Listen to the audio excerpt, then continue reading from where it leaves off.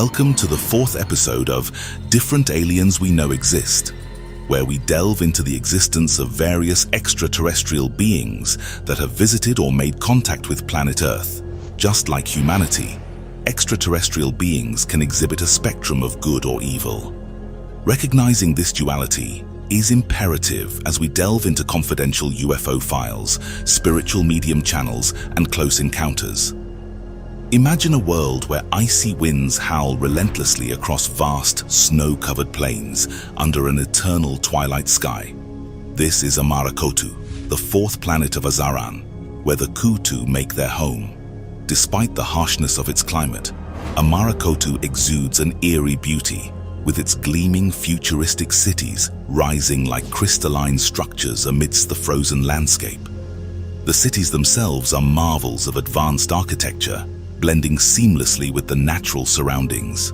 Towers of translucent materials reflect the faint light, casting prismatic hues across the snow. Bridges span deep chasms carved by ancient glaciers, connecting districts where Kutu artisans and scientists work tirelessly to unlock the mysteries of their unique genome. The Kutu themselves are a genetically distinct species, bearing traits reminiscent of both Earth's humans and primates, yet possessing a genome entirely their own. Legends whisper of their uncertain origins on Amarakotu, drawing parallels to ancient Earth hominids like those of Maldek, whose cataclysmic fate shaped their migration to Earth, where they are known as Sasquatch.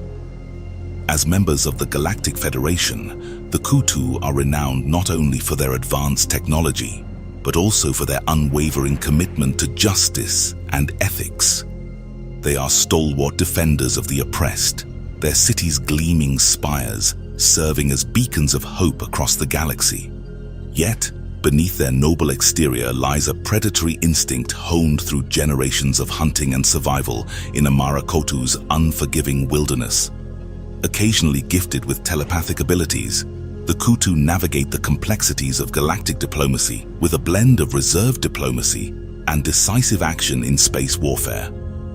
Their reputation as formidable warriors is matched only by their deep-seated principles of honor and integrity, qualities that have inspired stories and legends across the cosmos, including Earth's own tales of bravery and evolution portrayed in Planet of the Apes. In the vast expanse of the Megape galaxy, amidst the swirling nebulae and celestial ballet of stars, exists a realm where corporeal boundaries blur and consciousness takes on ethereal forms.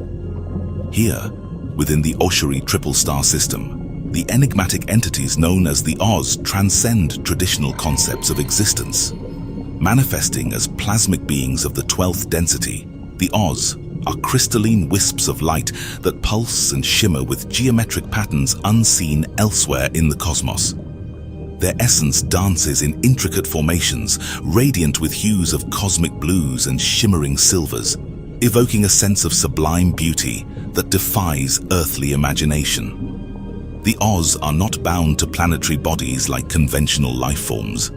Instead, they inhabit the cosmic void itself, interwoven with the fabric of space-time that connects their triple-star home. Sustained by the radiant energies emanating from Oshiri's stellar cores, they draw sustenance from the pulsating rhythms of stellar radiation, their luminous forms resonating with the celestial symphony that courses through their collective consciousness.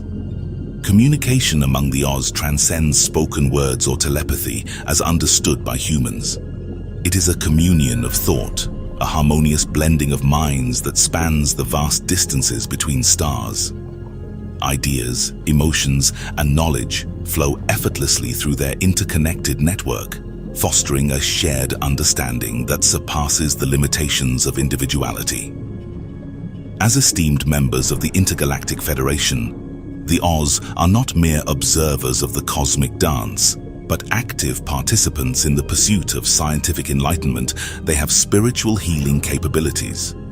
Alongside the Cedars, emissaries of diverse intergalactic cultures now anchored on Earth, they engage in collaborative endeavors that push the boundaries of knowledge and exploration. To encounter the Oz is to witness the convergence of cosmic intelligence and ethereal grace. They embody a realm where the boundaries between science and spirituality blur, where the essence of existence is woven into the fabric of the universe itself. Oz species was seeded on Earth, and their seeds are called octopus in the oceans. Their presence in the Megapay galaxy stands as a testament to the infinite diversity and profound mysteries that await discovery in the uncharted depths of interstellar space. In the expansive reaches of the Bulikad system, where stars pulse with a distant luminescence and celestial bodies dance their eternal waltz, lies the vibrant tapestry of the Mineka civilization. Their homeworld, a jewel amid the cosmos, harbors a society steeped in both mysticism and technological prowess. Picture Bulikad, a planet where crystalline spires pierce the sky, catching the light of its twin suns and casting prismatic hues across vast plains and shimmering seas. Cities of gleaming silver and iridescent glass rise in harmony with the natural landscape, blending advanced architecture with the organic beauty of their world. At the heart of Mineka society beats the rhythm of multi-racial matriarchy, an ancient tradition upheld by the elected council of 9 elder women, known reverently as the priestesses. They are popularly known as Amazonians in many ancient cultures and myths. The women live for 4,000 to 5,000 years and age slowly. They are expert warriors of futuristic medieval age with skills in swordplay, magical technological cyber weapons, and jiu-jitsu combat. These visionary leaders govern not just with political acumen, but with a profound spiritual connection to the cosmos itself. Legends speak of their unique hereditary gift, the ability to open vortexes and living portals that span the inter-universal voids, linking distant realms and tapping into the primordial wisdom of the mother consciousness. The Mineka's cosmic dance is not without its partners. Alongside them in the Heradian Union are the Zuguri and the Sipakat Turu, each a distinct species with their own traditions and conflicts. The Zuguri, aligned with the Galactic Guild of Merchants, stand as guardians of trade routes and advocates for fair commerce, wary of Mineka ambitions to dominate planetary resources. The Sipakat Turu, proud and fierce, clash intermittently with the Mineka, accusing them of arrogance even as they grudgingly acknowledge their shared cosmic lineage. Despite their spiritual enlightenment and metaphysical prowess, the Mineka are not immune to the allure of material wealth and power, a paradox that colors their society with intriguing contradictions. They cherish the treasures of their world, from rare minerals to technological marvels, even as they delve deeper into the mysteries of existence and the cosmic tapestry that binds them all. In the twilight of Bulikad's suns, where the light of distant stars flickers against the crystalline spires and the voices of the priestesses echo through the corridors of power, the Mineka stand as a testament to the complexity of sentient life in the cosmos. They are aligned with the Galactic Federation of Worlds. In the depths of the Lyran Man 62 star system, amidst the celestial ballet of stars and planets, lies the serene world of Egoria, home world of the Zygon Lan. Here, under the soft glow of a binary star system, indigenous temples, lush jungles, and beautiful beaches with beautiful bright blue waters similar to Hawaii and Pacific Islander regions on Earth, they paint a tranquil backdrop to their feline humanoid civilization. The Zygon Mantilan, standing proud at 8 feet tall, embody elegance and strength in equal measure with their ancient culture. With sinewy musculature and fur patterns ranging from dappled silver to deep sapphire, their regal presence commands respect among their kin and beyond. Their eyes, aglow with a wisdom born of centuries of harmonious existence, reflect the dual suns of Egoria, shimmering with an otherworldly luminescence. Originally hailing from the same star system as their compatriots, the Onori, the Zygon Lan found sanctuary on Zygomant, the moon of Ronan IV, graciously aided by their kindred Onori hosts after the Orion Wars. Here, amid the verdant forests and tranquil oceans, they cultivated a culture steeped in pacifism and reverence for life, where they love to surf the waves of Unari Island and have dance festivals by the beach. Members of the esteemed Galactic Federation of Worlds, the Zygon Manti Lan, embrace diplomacy and cooperation over aggression. While they refrain from direct involvement in Earth's affairs or envoy programs, their commitment to peace extends beyond their home quadrant. Supporting the Honori space fleet in conflicts within the 4th Galactic Quadrant, they stand as stalwart guardians of their immediate surroundings, their focus on shielding their pristine world and its inhabitants from external threats. In the quietude of Igoria's twilight hours, where the whispers of ancient trees mingle with the gentle hum of distant starships, the Zygon Manti Lan embody a harmony seldom found amidst the cosmos. In the vast depths of Ayata, the 10th planet nestled within the embrace of its azure oceans, thrives a civilization as remarkable as the abysses they call home, the Yuli. Their world, dominated by water with scarce islands dotting its surface, hides a sprawling network of colossal underwater cities, marvels of engineering born from their ingenuity and mastery of torsion field technology. The Yuli's history echoes with the pioneering spirit of spacefaring adventurism, a bold leap into the unknown that reshaped their society forever. Venturing beyond Ayata's confines, they discovered a constellation of inhabited planets within their star system, encountering diverse civilizations with whom they now share cosmic kinship. Amphibious by nature, the Yuli find refuge and sustenance beneath the waves, their physiology ill-suited for dry atmospheres or harsh solar radiation. To traverse their aquatic domain and beyond, they navigate sleek vessels filled with the life-giving waters of their world. Clad in adaptive environmental suits and helmets that mimic their aquatic environment, their existence mirrors the grace and resilience of marine life, akin to fish breathing effortlessly through unchanged fluid. Recently inducted into the esteemed Galactic Federation of Worlds, the Yuli embrace pacifism as a cornerstone of their ethos.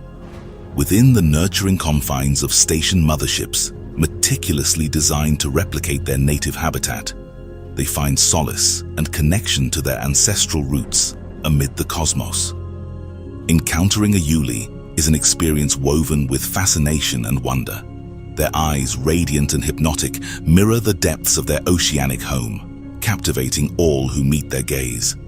Oviparous and adhering to a binary gender system, Yuli females undergo a profound cycle of life, retreating to secluded facilities to nurture thousands of eggs, a testament to their enduring legacy and commitment to future generations.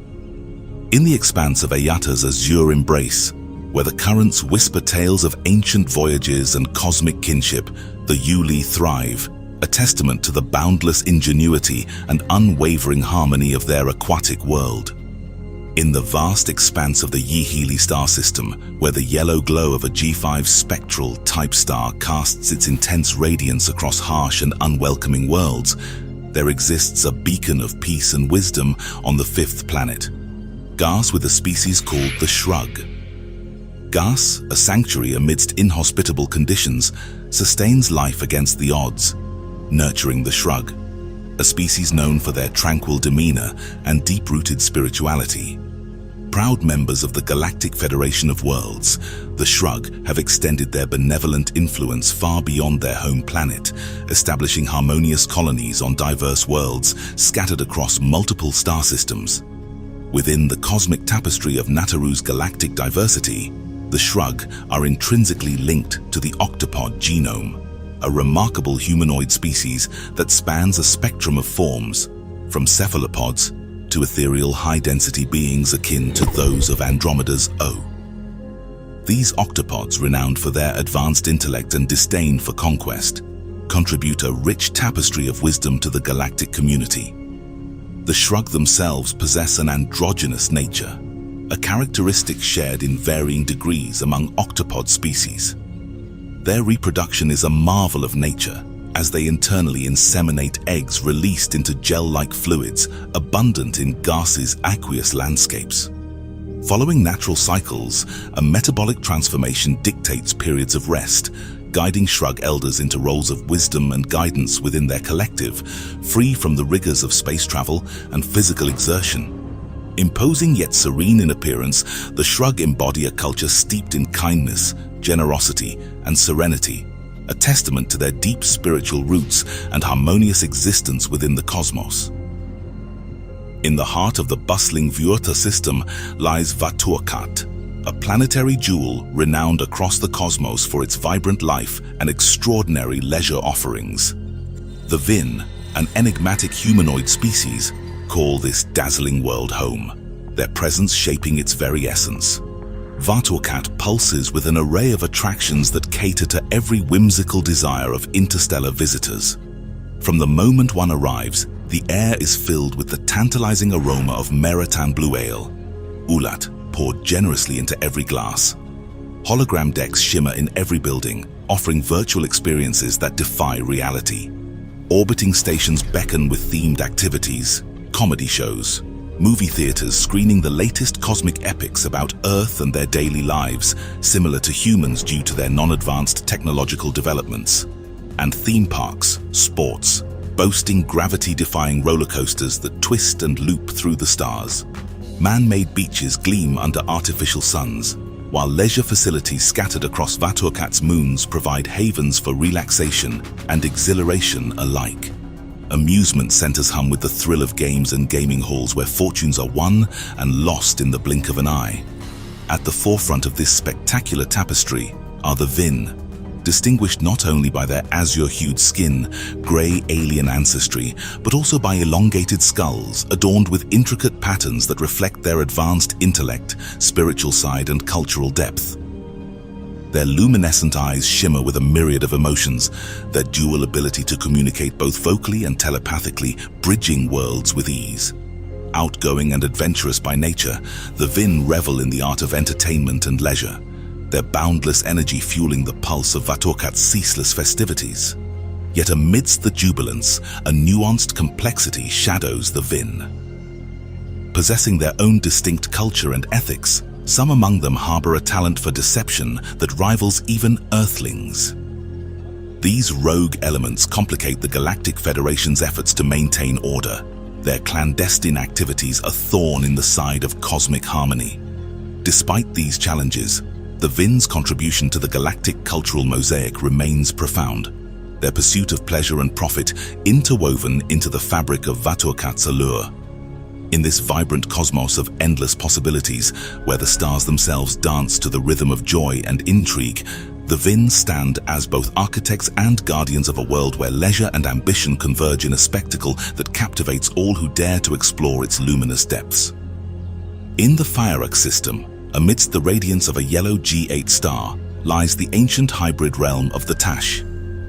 These beings, with their Asiatic features and ethereal pale skin tones, trace their origins to the 8th planet, a sanctuary forged from the remnants of cosmic strife and serendipity. The saga of the Tash diverges from the conventional narratives of the T. Ashkaru, who once voyaged from the Sirius B systems only to encounter the pervasive corruption of the Ashtar Alliance. For the Tash, their genesis stems from a bold odyssey undertaken by intrepid Nayan scientists.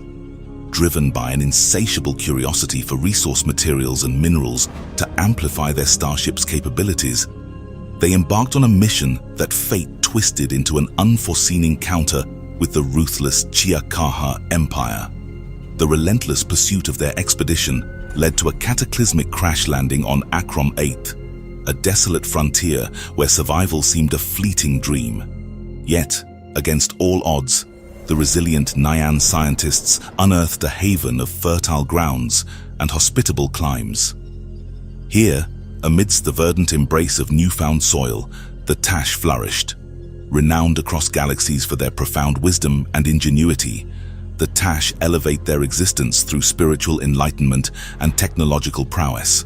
Their annals intertwine with the majestic lineage of the Anunnaki royal houses of Orion. Due to interbreeding and intermarriages that transcend mere alliances to sculpt the Anak Empire's legacy. Their influence, whispered in the echoes of distant histories, resonates across terrestrial realms, seeding cultures in the cradle of China and the tapestry of Asia Minor upon planet Earth. In the cosmic dance of stars and destinies, the Tash stand as custodians of knowledge, bearers of a heritage woven with threads of resilience and innovation. Theirs is a saga etched in the constellations, where each chapter unfolds with the grace of celestial mysteries and the resilience of a species bound by destiny's intricate weave. The Oturi stand as the singular beacon of advanced civilization within their star system, where they thrive across 2 planets. Originating from a Taal Lyran colony nestled in the Vega Zone, their history is steeped in resilience forged during the Great Lyran Exodus, spurred by relentless Chaka raids. Embraced warmly by the Andromedan Council, they found sanctuary within the expansive Andromeda star systems, settling under the protective glow of HD 1605. A crimson subgiant star vastly different from their ancestral Oturi sun. Radiation from these new dwarf suns sculpted their appearance over generations, enriching their once pale skin with robust melanin tones of brown-orange and brown-blue. Their eyes evolved to shimmer with shades of blue and hazel, endowed with a captivating ultra-reflective gleam akin to the striking beauty found in diverse human heritages on Earth: Indian, Asiatic, African, and biracial.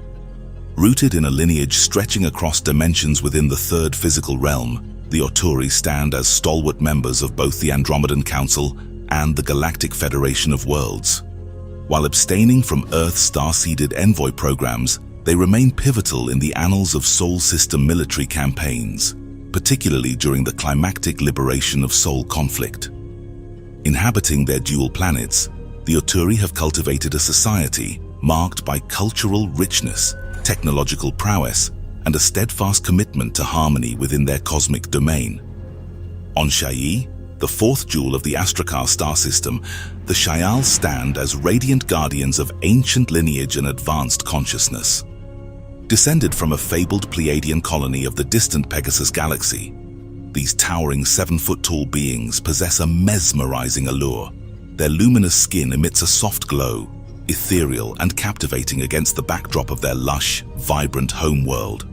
The Shaial's most striking feature is their crystalline eyes, shimmering with a piercing silver gaze that seems to delve into the depths of one's soul, like arrows of insight. They operate seamlessly as an interfaced collective consciousness, a testament to their deep-rooted unity and cultural autonomy. Although independent of formal galactic organizations, the Shaial maintain profound ties with the 7-3-1 Pegasus Galaxy Collective, fostering exchanges of wisdom and heritage across cosmic distances. Actively engaged in the Galactic Federation of Worlds, the Shaial are stalwart allies in critical operations, wielding their advanced spaceship technologies and formidable combat skills with precision. Collaborating closely with the Ashtar Galactic Command, they navigate the complexities of interstellar conflicts with a keen sense of strategy and independence. Unbound by formal alliances, they uphold their sovereign status, intervening as they see fit to safeguard peace and justice across the cosmos. Genetically intertwined with Pleiadians and Noor species, the Shaial exhibit features resonant with Nordic, native Incan, and Asiatic Indo-European ancestries on Earth. This genetic kinship underscores their universal heritage and serves as a bridge between distant civilizations, uniting diverse cosmic races under a shared legacy of exploration, enlightenment, and collective evolution. In the vast expanse of the F-65 star system lies Suma-An, a colossal gaseous planet swirling with ammonium-rich clouds that harbor the enigmatic Sumati. These extraordinary beings defy the norms of carbon-based life forms that dominate the Nataru galaxy. While their environment shapes their biological makeup, it is their unparalleled ability to metamorphose that truly defines the Sumati. Amidst the shifting mists of their home world, the Sumati possess a unique gift: the power to alter their atomic structure at will. Unlike conventional metamorphs constrained to biological or vegetal forms, the Sumati transcend these limits, seamlessly transforming into anything imaginable. They can embody the solidity of rock, flow as liquid water, or assume the guise of other creatures across diverse realms. This extraordinary versatility marks them as cosmic artisans of form and substance. The Galactic Federation of Worlds, recognizing both the promise and peril of such capabilities, has deliberated intensely on the Sumati's membership status. Controversy surrounds their potential impact on galactic stability and ethical considerations of shape-shifting across dimensions. Despite these concerns, the Federation acknowledges the Sumati as a cherished and protected culture within its expansive network. Within Suma'an's swirling ammonium storms, the Sumati thrive amidst ethereal landscapes where the boundaries of form and essence blur. Their existence is a testament to adaptability and exploration, navigating realms beyond the confines of mere biological evolution. Amidst the inner recesses of their planet, the Murdrat emerge as a striking of humanoid artificial human hybrids formed with organic organs and a soul consciousness. They look human, but have profound psychic prowess and semi-technological advances developed in their organic brain. Their origins shrouded in mystery from a parallel dimension, they bear distinctive humans from Earth-like features. Their skin on their planet can be vibrant green and blue hues, and eyes aglow with a shimmering golden essence. Within their bustling modern society, the Murdrat are peaceful and weave seamlessly into the fabric of a first-world life, their presence integral to the planet's intricate web of medium level of technological ecosystems and economies. Collaborating in harmony with other immigrated indigenous species like the Vin and the Tal, they contribute both their unique abilities and strategic insights to create an integrated republic non-patriarchal or non-matriarchal system which ensures the planet thrives in cosmic balance. Telepathic mastery allows the Murdrat to delve into the minds of fellow beings, forging empathic connections that transcend mere communication. In the depths of their verdant and technologically driven homeworld, where towering flora interlace with crystalline city formations under shimmering bioluminescent skies, the Murdrat commune with the pulse of social life and fashion. Their planet is a first world with a minimalist belief system. They are guardians of newfound knowledge and stewards of cosmic harmony. Their green-skinned figures are testament to both their intrinsic ties to the planet and their role as emissaries of Al, who would like to join their civilization. In the serene expanse of the Olmecan system's first planet, Adara, the Adari flourish amidst remnants of their distant past and the stark realities of their present. Descendants of the Tal and the Ankach Atlantean royals, these refugees traversed the cosmic seas to escape the ravages of the Kiaka onslaught upon their homeworld in the Man system. Ethereal in appearance, their features evoke a unique blend of ancestral ties and adaptive evolution. Their skin, kissed by the celestial radiance of Olmecan's main star, boasts hues of deep brown, laced with azure violet undertones, a testament to their resilience in the face of cosmic adversity. Yet their eyes shimmer with crystalline clarity, inherited from their Ta'al progenitors, mirroring the iridescence of distant stars. In the labyrinthine cities and sprawling settlements of Adara, the Adari thrive amidst a cultural tableau marked by echoes of ancient traditions and futuristic sensibilities. Embracing the sartorial elegance akin to their Ozma neighbors of the fourth planet, they adorn themselves in flowing robes, adorned with intricate patterns and regal motifs. High-necked garments and billowing sleeves have become iconic symbols of their societal fabric, woven into the very essence of Olmecan's identity. Beyond their planetary abode, the Adari's storied history intertwines with Earth's distant past, where a fleeting presence in India left an indelible mark upon local lore. Remembered in the annals of Hindu Vedic texts as the blue or violet race of Anunnaki, they were revered as celestial beings who descended from the heavens, their enigmatic legacy forever enshrined in myth and mysticism. They have close family ties amidst the celestial dance of Olmecan's moons and the shimmering expanse of its starlit skies. The Adari navigate the cosmic currents aboard their resplendent starships. Their elongated silhouettes carve elegant profiles against the backdrop of interstellar vistas, a testament to their prowess in both technological innovation and celestial navigation. Next are a very new, intriguing species that has made recent contact with the Galactic Federation of Worlds and Earth. In the Zenga system, bathed in the crimson glow of its Emiro VC-type star, lies the realm of the Zimuks. These ethereal beings, silicone translucent-based skin and towering at 8 feet tall, grace the third planet with their presence. Their existence is a testament to evolution's artistry, their translucent skin adorned with intricate patterns of reticent veins that shimmer softly under the star's radiant embrace. The Zimuks epitomize serenity and grace, moving with an otherworldly elegance that belies their formidable stature. Their society is a marvel of collective consciousness, where minds meld in harmonious union through an interfaced network overseen by a wise central council. Each decision resonates through their interconnected thoughts, fostering unity and shared purpose in every endeavor. Telepathy is the cornerstone of Zimuks communication, a silent symphony of thoughts and emotions that transcends spoken words. Their mouths, reserved solely for nourishment, emit complex sound codes that bridge the gap with non-telepathic species, facilitating understanding and cooperation across the cosmos. Amidst the celestial dance of their crimson-starred home, the Zimuks have embraced their role as stalwart defenders of peace and justice. Members of the esteemed Galactic Federation of Worlds, they stand at the forefront of conflict interventions, wielding advanced technologies honed within their fleet and 2 strategically positioned space stations. Their interventions are not acts of aggression, but manifestations of their unwavering commitment to safeguarding the vulnerable and upholding cosmic harmony.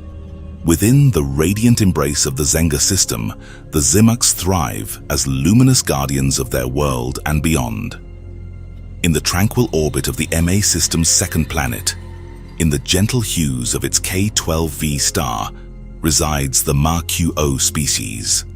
These beings, uniquely intertwined with the human genome, have forged a harmonious existence amidst the cosmic rhythms of their stellar home.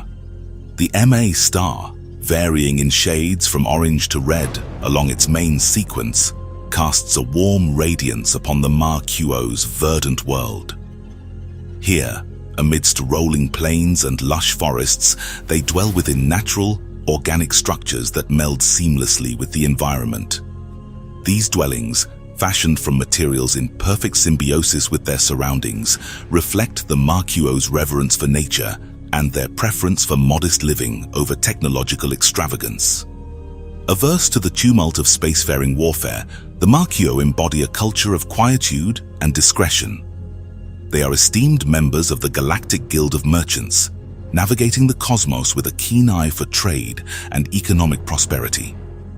Their affiliation with the Galactic Federation of Worlds speaks to their commitment to universal harmony, though they choose to abstain from the envoy programs that beckon others towards diplomatic ventures. In their pursuit of prosperity, the Ma-QO have cultivated a self-sustaining society that thrives off the grid, free from the siren call of resource-hungry adversaries.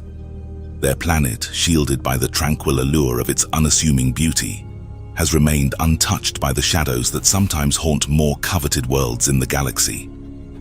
Amidst the quietude of the MA system's embrace, the Ma-QO continue to flourish, guardians of a culture that blends humility with prosperity and reverence with resilience.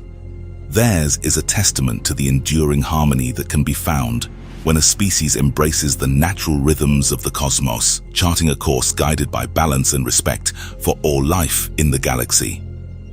Fayar-Gathans are an ancient and advanced extraterrestrial civilization residing in a hidden realm beneath the Earth's surface.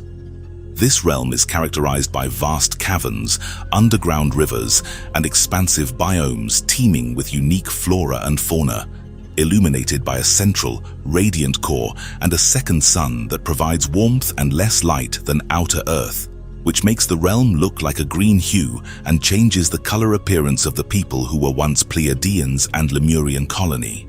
The Agathans live inside the Earth because the Earth is not a solid sphere. but rather contains vast interior spaces, accessible through openings at the poles or through other hidden entrances. This has been popularized in legends, eyewitness accounts, literature, and fringe science, suggesting that these subterranean realms are inhabited by advanced civilizations, unknown species, and even remnants of ancient cultures. Many cultures have myths about the city of Agartha. For example, the ancient Greeks believed in the existence of the underworld ruled by Hades, while Hindu texts refer to Patala, a netherworld inhabited by serpent-like beings inside the earth. Early scientists like Edmund Halley proposed the idea of Earth consisting of concentric shells with separate atmospheres. Later, John Cleves Simms Jr. suggested that large openings at the poles led to the inner Earth. Argathans in Agartha maintain their tall, lithe builds and their green and brown skin tones, which help them blend into their subterranean environment. Their eyes are adapted to the unique light spectrum of the inner Earth, with enhanced night vision and the ability to perceive bioluminescence emitted by various underground organisms. Argathan cities within Hollow Earth are marvels of organic architecture. They construct their homes and communal buildings within massive geodes and crystal formations, creating structures that resonate with the natural energies of the inner Earth. These buildings are adorned with luminescent plants and crystals, providing ambient light and a serene atmosphere. Agartha is a blend of bioengineering and crystal-based technology. They harness geothermal energy and the magnetic fields of the Earth to power their devices. Their transportation systems include bioluminescent fungal networks and magnetic levitation pathways that allow for efficient and eco-friendly travel. Their medical technologies are advanced, incorporating the unique properties of Hollow Earth's flora and fauna. Argathans have developed regenerative treatments and enhancements that prolong life and enhance physical capabilities. We also want to emphasize that by joining the Galactic Federation of Worlds, you can access technological knowledge sharing and engage in fair trade of goods and resources without currency. If your culture seeks economic expansion, you have the option to join the Galactic Guild of Merchants or conduct independent trade with worlds outside the Galactic Federation of Worlds of Nataru. The same principles apply to armed conflicts. As a member, you have the opportunity to receive automatic assistance from the Federation in times of need. Furthermore, you may choose to participate in operations involving other star systems. It is important to note that participation in conflicts is voluntary, as there is currently no mandate requiring your civilization to engage in warfare. When conflicts arise within a star system, the Galactic Federation of Worlds will issue a call for assistance to nearby member civilizations with appropriate armed forces. While no one is compelled to respond, ethical considerations and honor typically influence decisions. Joining the Galactic Federation of Worlds entails a certain level of consciousness, as members are dedicated to unconditionally protecting and defending justice and freedom. If you enjoyed this episode, we would highly recommend reading CIA and FBI released UFO files of 2020, Craig Campobasso's book Alien Races, and Elena Darnan's book Encyclopedia Galactica for a deeper dive into these mysteries of Earth's cosmic visitors and ancestors. Please like, share, and subscribe to Astral Legends for a 5th episode featuring different alien species that we know exist, as well as more ancient cosmic mysteries and legends. May the eternal light forever guide your path. See you on the next episode.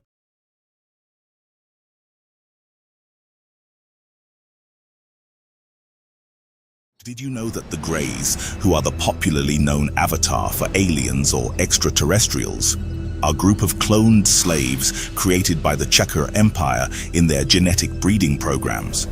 Those commonly referred to as Greys, owing to their grey and sometimes brown appearance skin color and slender, elongated head features, typically belong to the reptoid category, although there are also smaller populations of insectoid DNA, saurian amphibian, or vegetal varieties. They can be categorized by small or tall heights. These beings exhibit reptilian, vertically slit eyes, often concealed behind biometrical dark lenses.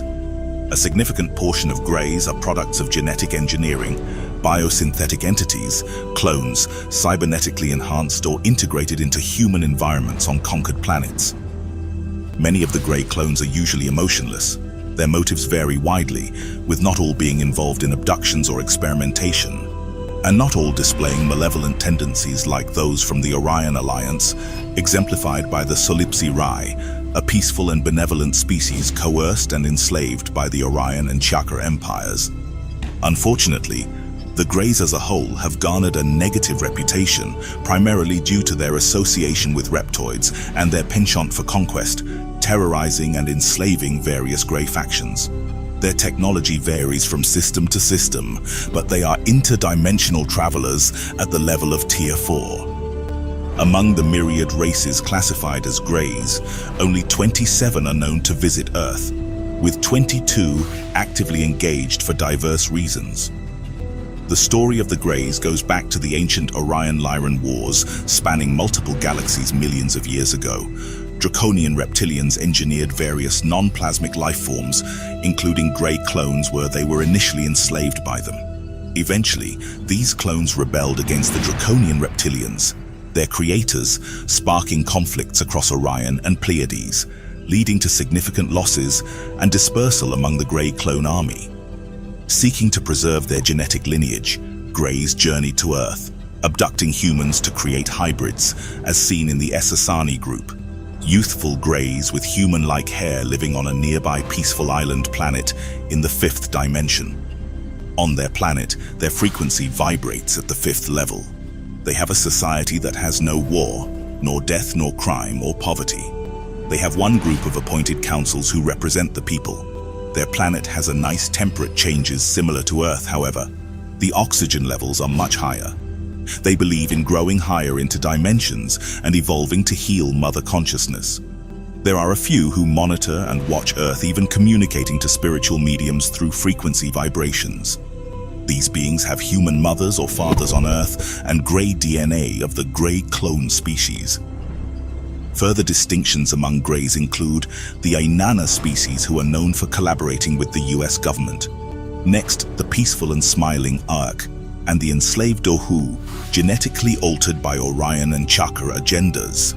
The Emertha arrived in 1954 on behalf of the Council of the Five for peaceful purposes, cautioning against the Greys and Chikar. The Shamtnali from Zeti Reticuli maintain secret underground bases on Earth in cooperation with the US military.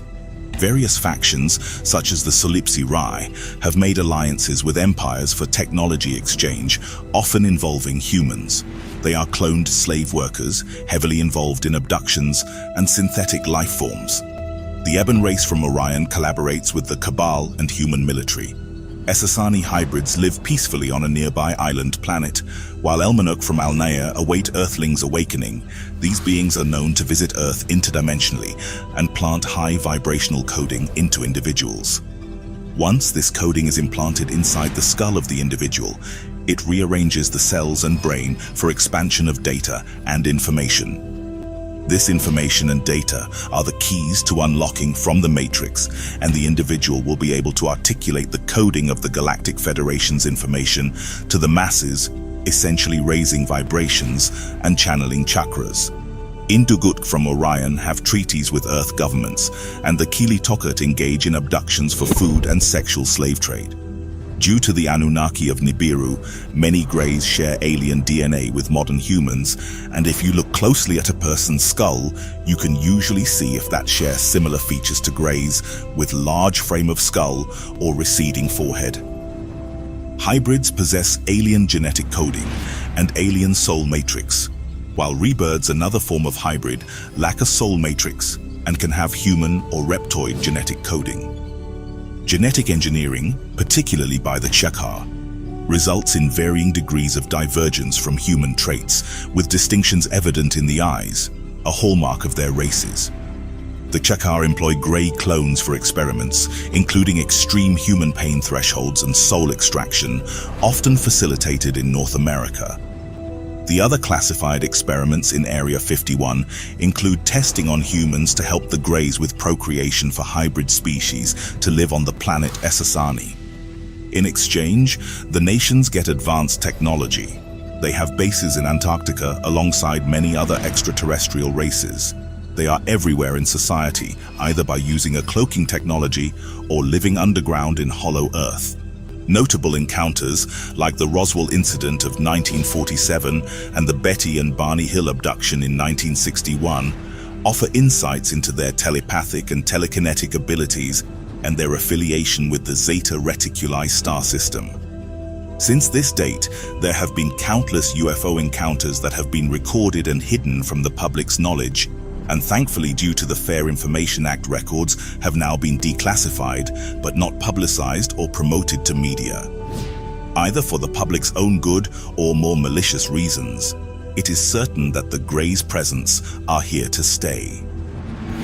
Here is a true story and encounter with the Greys from Eleanor Darnan, an Egyptologist, author, and extraterrestrial channeler, where she recounts the most detailed extraterrestrial abduction by the Chickasaw Greys, the saving of her life, and the hidden secrets of extraterrestrial life after going through hypnosis to recall this lost memory.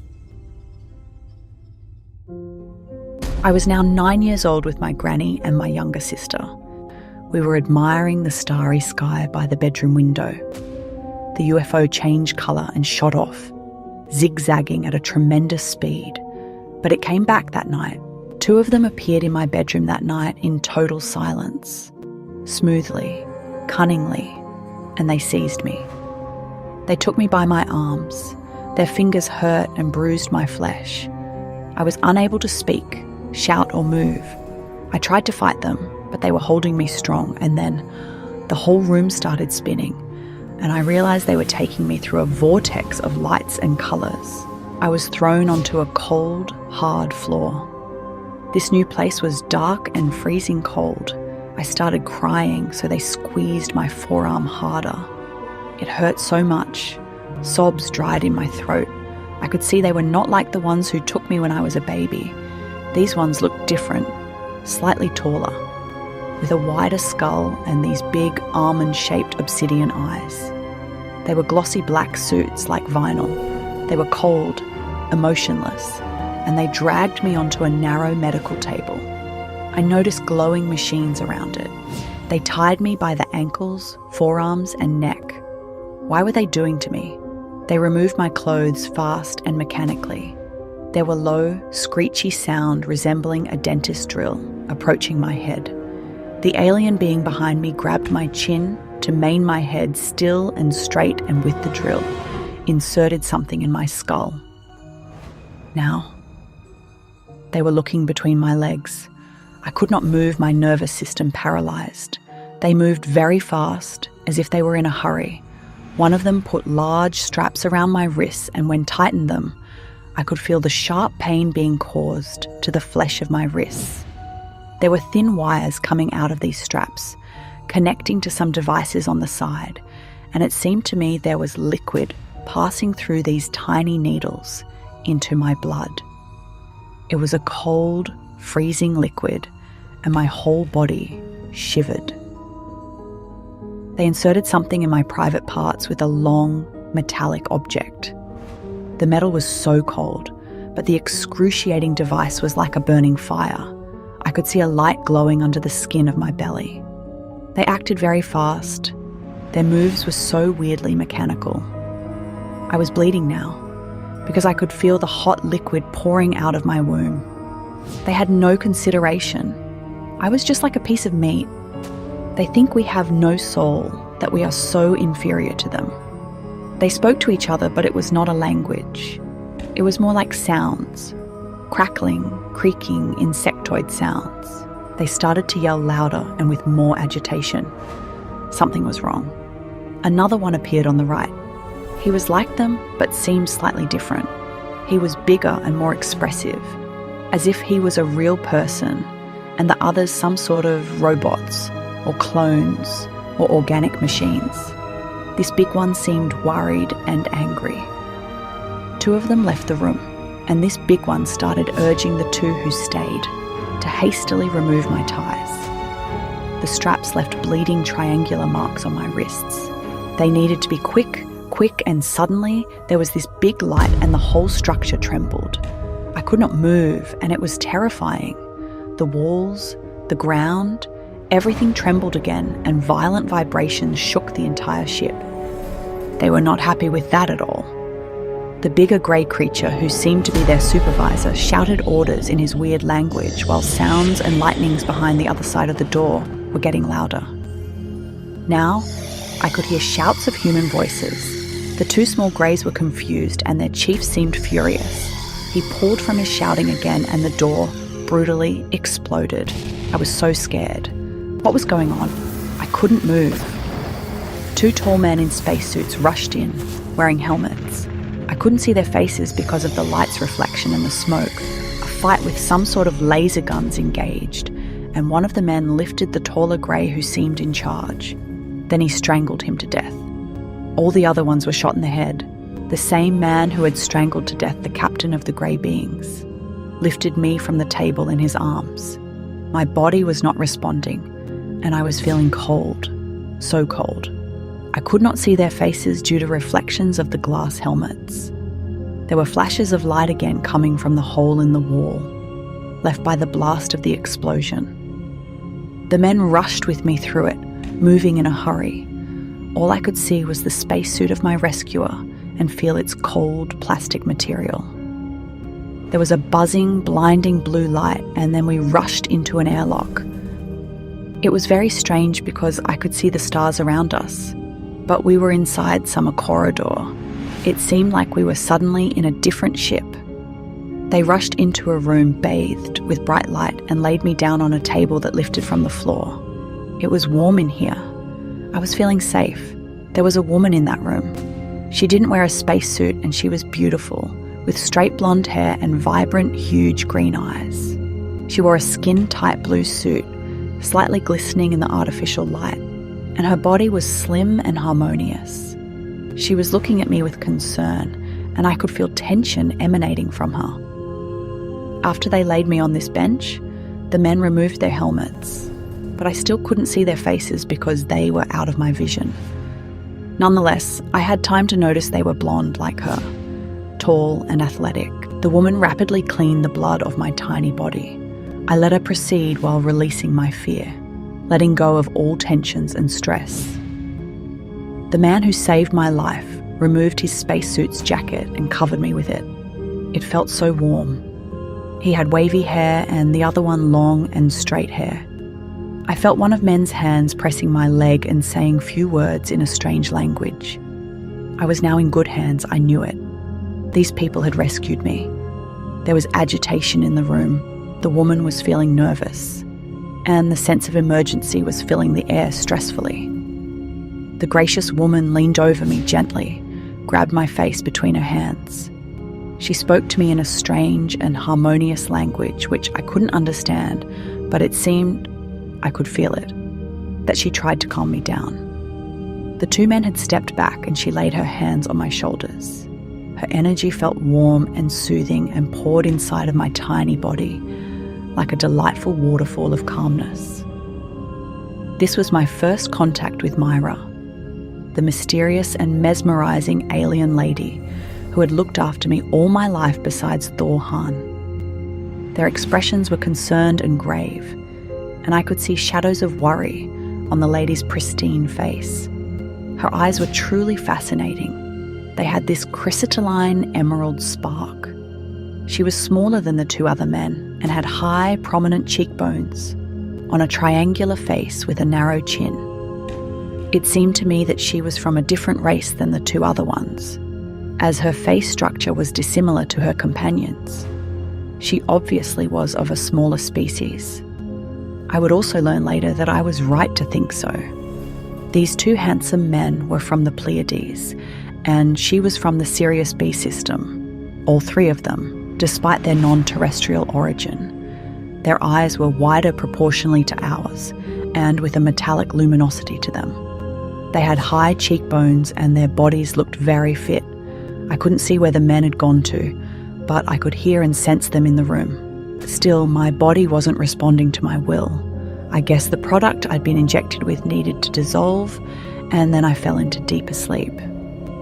Thank you all for tuning in to this episode on the Greys and to the first part of the extraterrestrial encounter of Elena Danan's Gift from the Stars.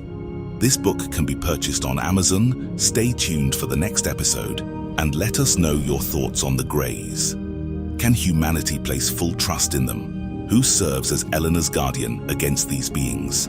Share your insights in the comments and kindly support the channel by liking this episode. As ever, may the eternal light illuminate your journey. Until next time, as always, may the eternal light guide your path. See you in the next.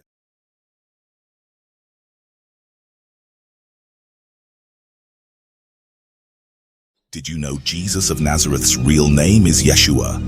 And that every time you speak the name Jesus, you are in actuality saying, "Hail Zeus," a term created by the Roman Empire in an attempt to ease the transition from Roman paganism to Christianity.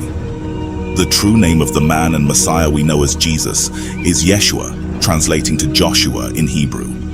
Yeshua is believed to have been an Anunnaki hybrid, half human, half extraterrestrial, who was sent to our planet with the mission of elevating human consciousness and bestowing higher vibrational frequencies upon humanity, which he succeeded in. However, the Roman Empire and Catholic Church twisted and hid his entire teachings and life story from the public's knowledge.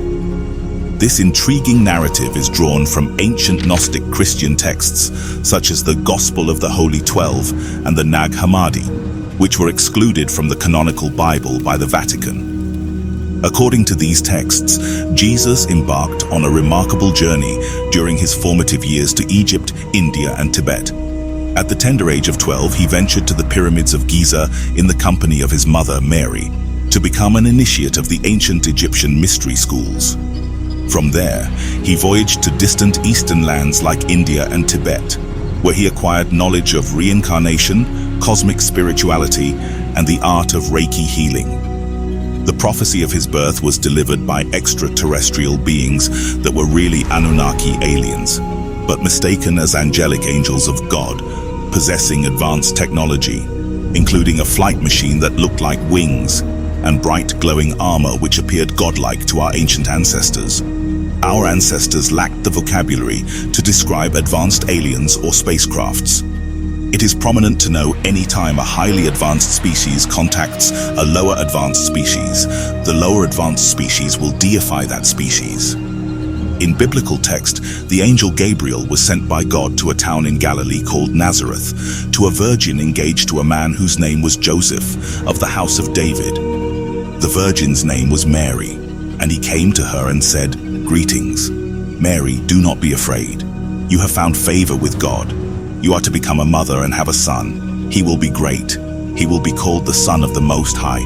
Luke 1:26. He then says, "The Holy Spirit will come on you. The power of the Most High will cover you. The holy child you give birth to will be called the Son of God." From a modern perspective, this passage unveils a truly astonishing viewpoint.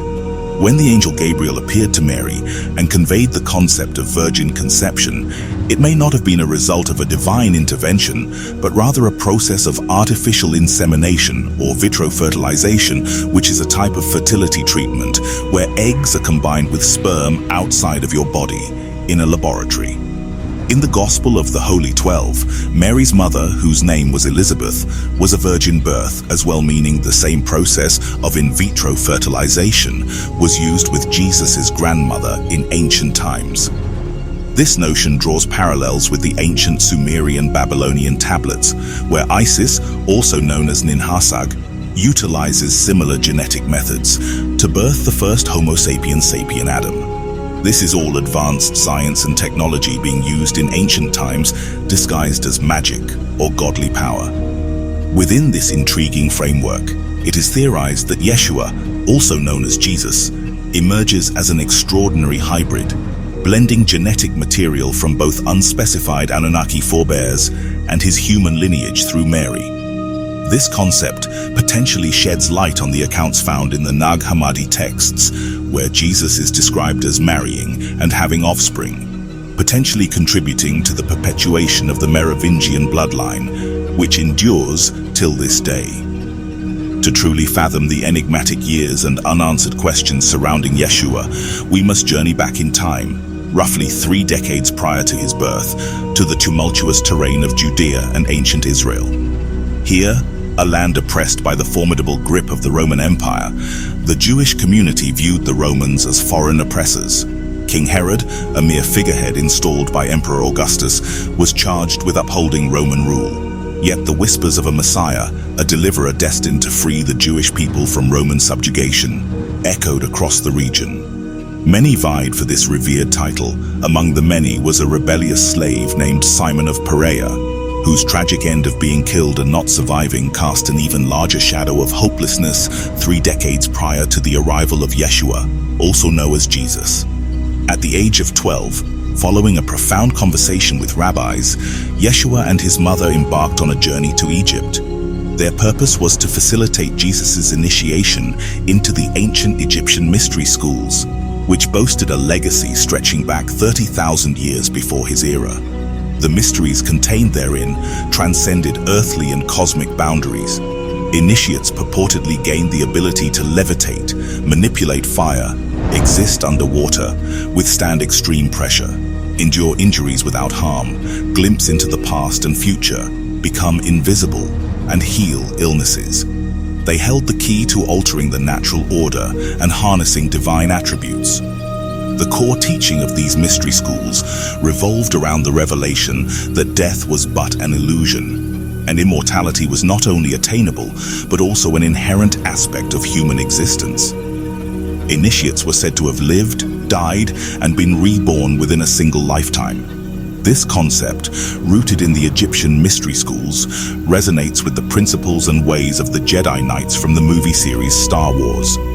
Yes, Jesus and all the initiated students were Jedi Knights of a kind, keepers of all ancient and spiritual knowledge, beholden from regular men.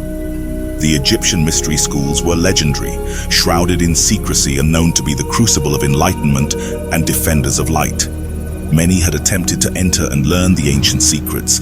However, you had to already have deep connection to nature and self, so only a very few were chosen to become a student of the ancient mysteries. The trials within were brutally difficult, testing not only one's physical endurance, but also the depths of their spiritual and mental fortitude.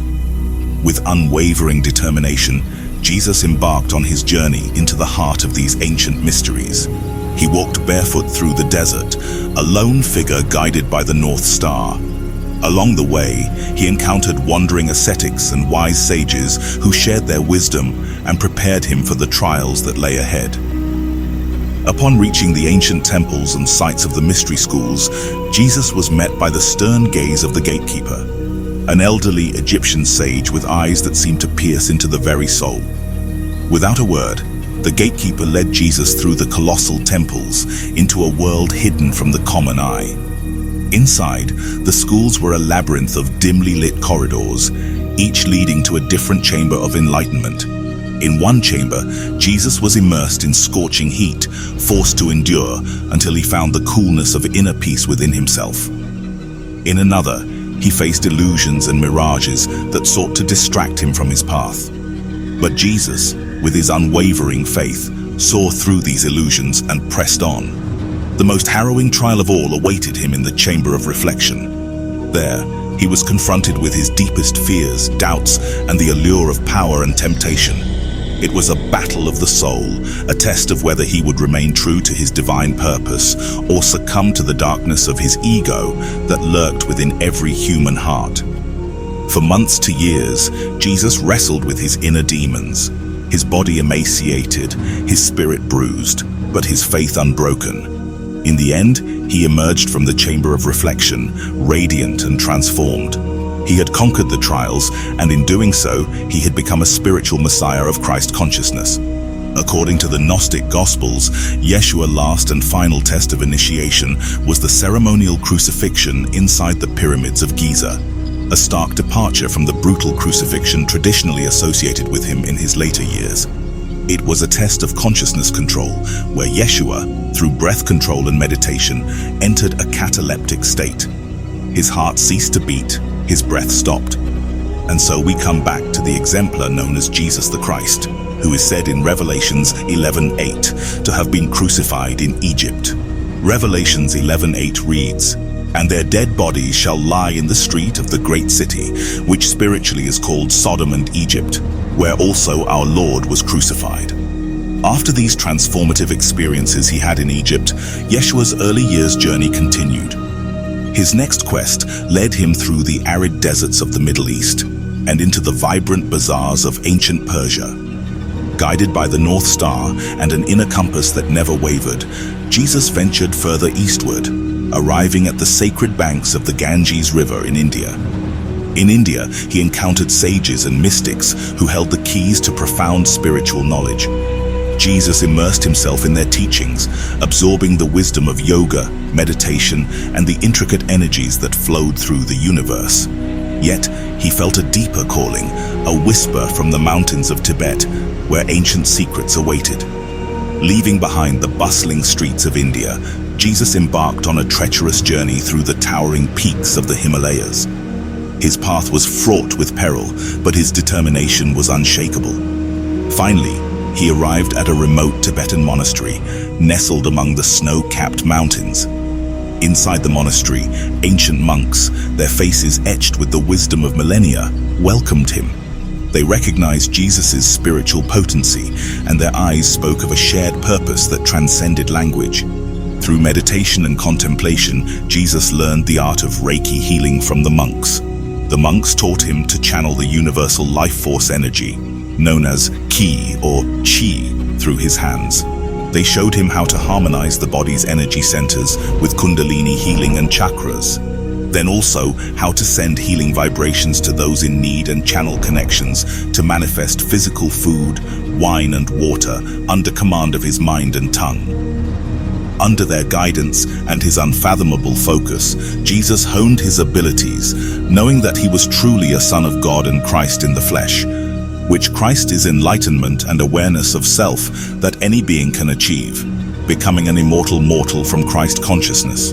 As Jesus delved deeper into the ancient teachings, he also learned about the cycle of reincarnation. The monks shared stories of souls that traversed countless lifetimes, each incarnation an opportunity for growth and spiritual evolution. Jesus embraced this concept, knowing that he too had journeyed through time, with each life serving as a stepping stone on his path to enlightenment.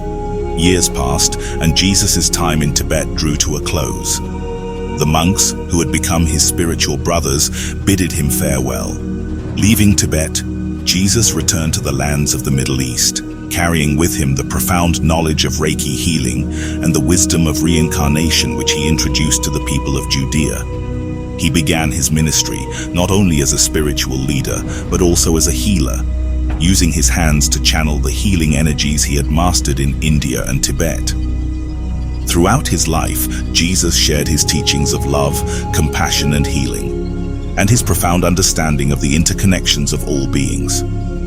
His journey to India and Tibet had transformed him into a divine messenger, and his legacy would echo through the ages, inspiring seekers to explore the depths of spirituality and the healing power that resides within us all.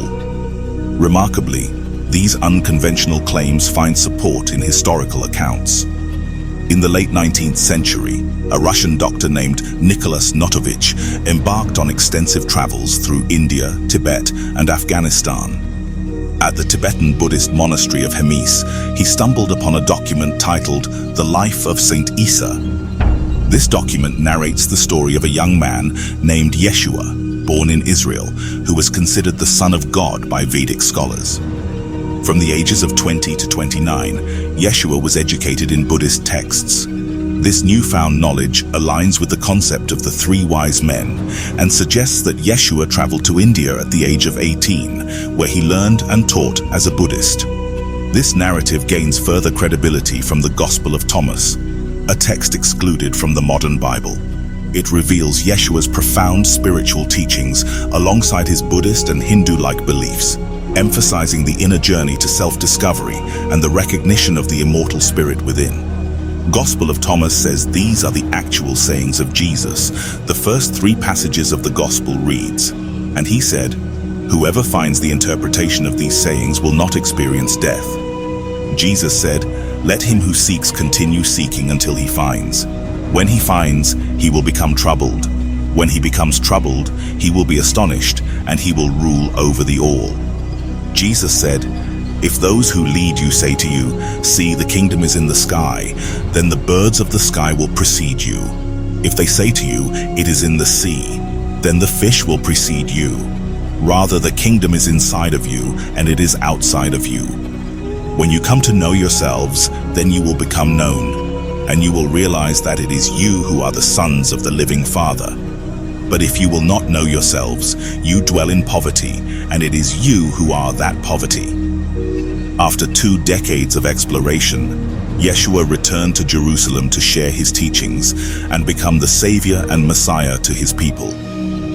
He gathered a following of men and many women, including Mary Magdalene as his most ardent supporter. Despite her pivotal role, some sought to tarnish her reputation, relegating her to the status of a prostitute in biblical texts. Nevertheless, historical evidence reveals her as a significant disciple who even built a church dedicated to Yeshua that is still standing in Israel.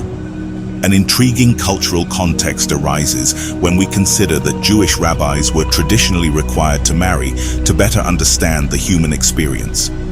This tradition suggests that Yeshua too most likely had a wife and children, which does not lessen who he was or him being the Messiah. It was a mandatory tradition of the Jewish culture to be married and have children. What made Yeshua different from every person on this planet was his message and promise of afterlife for all people. The prevailing Jewish philosophy at the time was rooted in the belief that life began with the breath and ended with its cessation, with no heaven or hell ideology that was later created by the Vatican. Yeshua's teachings challenged this core belief, asserting that conscious awareness transcended physical death.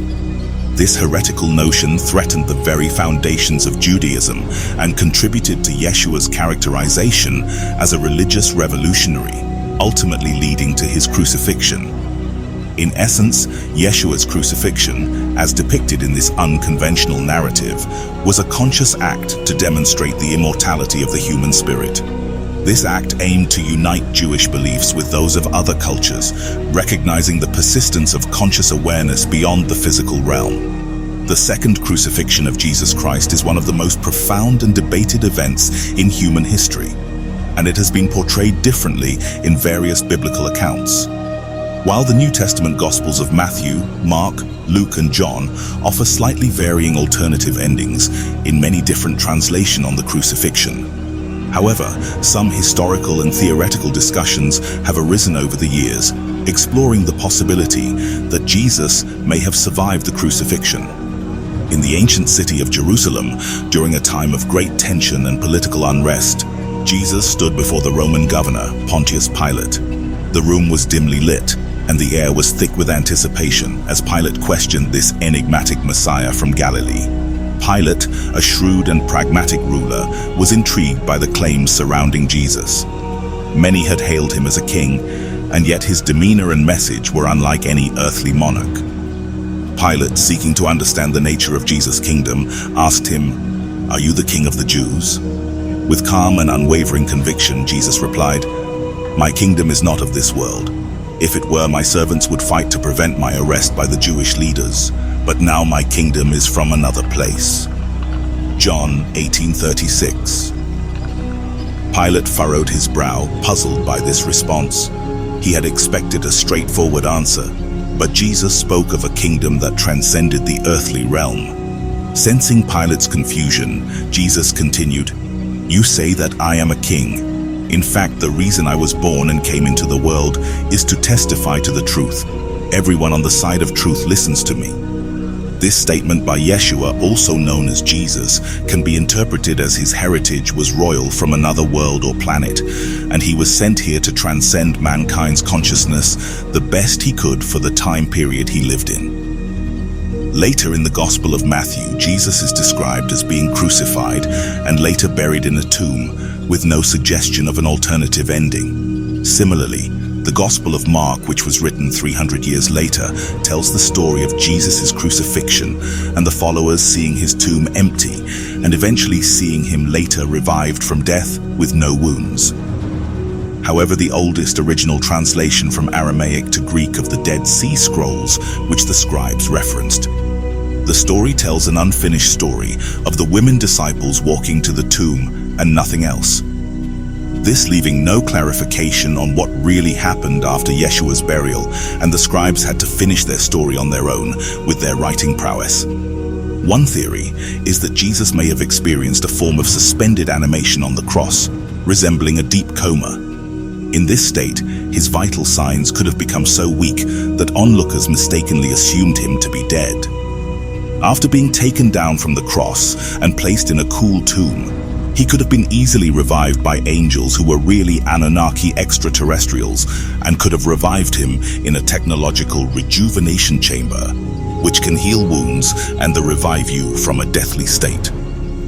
It's important to note that these theories are highly speculative, but many of them can be possible due to all the accounts and text stating Yeshua living on and preaching under the name of the Egyptian 20 years later, from the crucifixion on the Mountain of Olives, preaching the same teachings of Yeshua, in the same location which can be found in the book of Josephus. Nevertheless, the crucifixion of Jesus remained a central event in Christian theology, symbolizing his sacrifice for humanity's sins. However, we learn that the Council of Nicaea twisted the original idea Yeshua stood for and fabricated a viewpoint to keep the general population in fear of going to hell and pay penance to them for heavenly reward. This idea suggests that individuals may follow moral or religious principles, not because they are inherently virtuous or godly, but because they fear negative consequences, such as burning in hell for eternity. The Catholic Church, which was established by the Roman Emperor Constantine hundreds of years after Yeshua's crucifixion, made Christianity and the story of Yeshua into the main religion. However, to get all the people to converge their beliefs, Yeshua's name was changed to Esius, to match with the Greek god Zeus, and early depictions of Jesus in the Roman Empire were statues of a young Zeus who was now meant to represent Yeshua, also known as Jesus. The letter J did not come into the name Jesus until as late as 1524, when it was invented by Gian Giorgio Trissino. Constantine, the first Roman emperor to openly embrace Christianity, had a complex relationship with the faith that has intrigued historians for centuries. While it's not entirely accurate to say he did not really like Christianity, his conversion appears to have been driven by a combination of political pragmatism and power plus reputation of the people.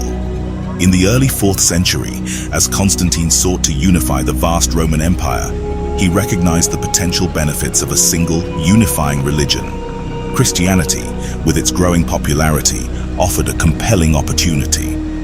However, Constantine's own religious beliefs and practices had deep roots in Roman paganism, and he may not have been entirely comfortable with the new Christian faith's tenets. To bridge this gap, Constantine implemented a policy of syncretism, blending elements of prior paganism with Christianity. He saw this as a way to ease the transition for his subjects and maintain a sense of continuity with traditional Roman religious practices. As a result, some aspects of pagan rituals and symbols found their way into early Christian practices. For example, the date of Christmas, December 25th, was chosen to coincide with the Roman pagan festival of Saturnalia, and not the actual birthday of Jesus. In 325 AD, Constantine convened the First Council of Nicaea to address theological disputes within the Christian community. While this council aimed to establish a unified Christian doctrine, it was also influenced by Constantine's desire for religious cohesion in his empire.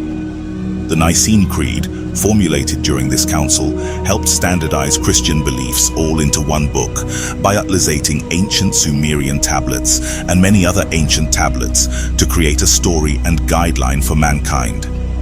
Unfortunately, they also made it reflect the political interests of the time.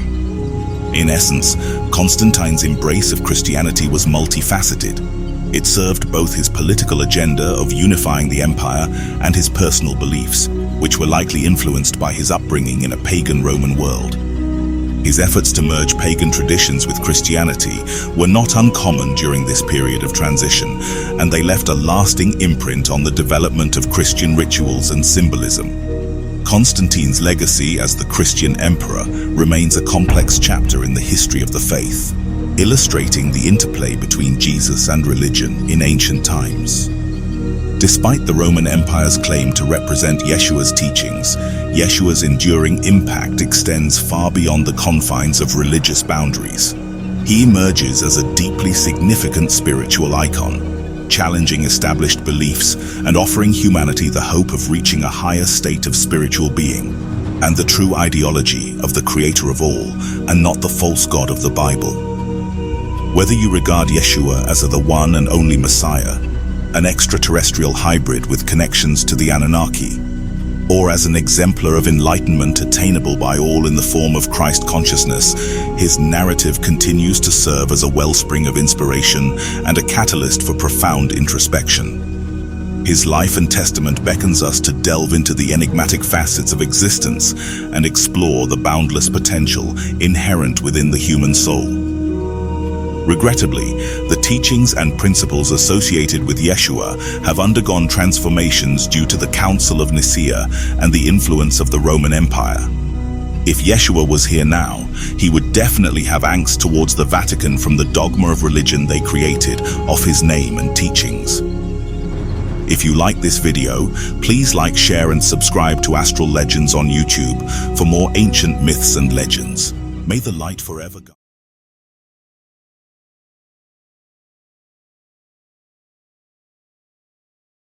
Did you know in the dense rainforests of the Amazon, where nature unfolds its secrets to those patient enough to listen, there exists a brew made from plant life known as ayahuasca. The name, derived from the Quechua language, means vine of the soul or the phone call to God.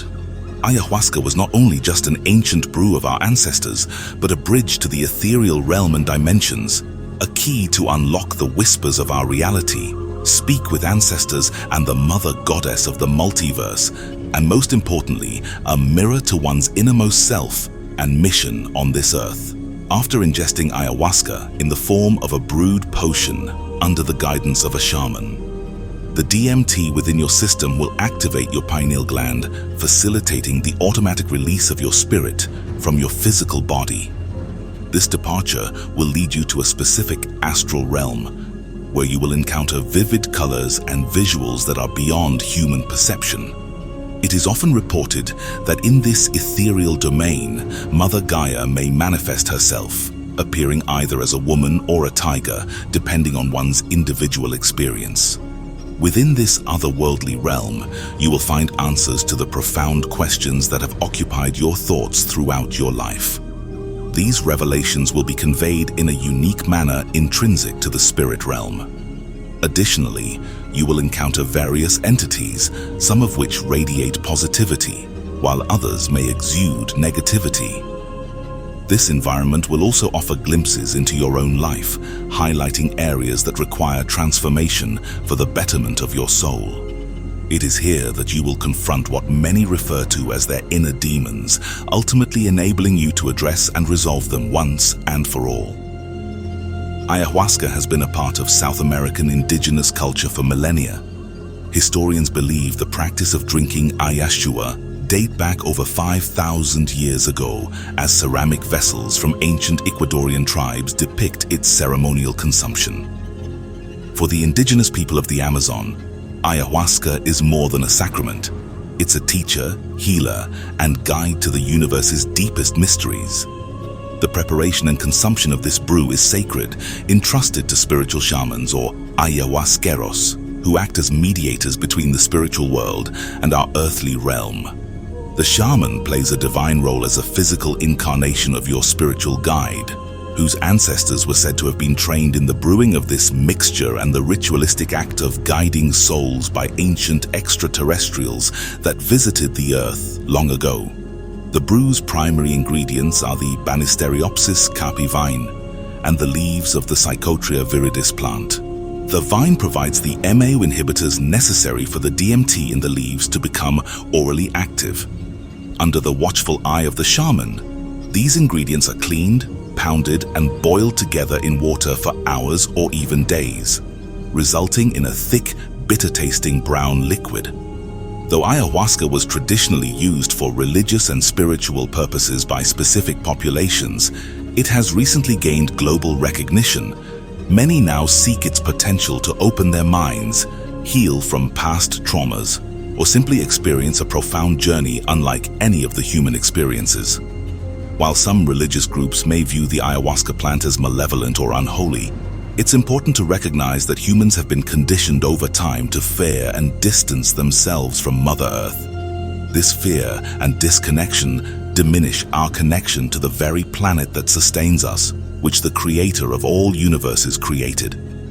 The allure of the plant for spiritual seekers has caused many to travel to countries like Peru, Costa Rica, and Brazil for multi-day ayahuasca retreats, led by experienced shamans who ensure the participants' safety.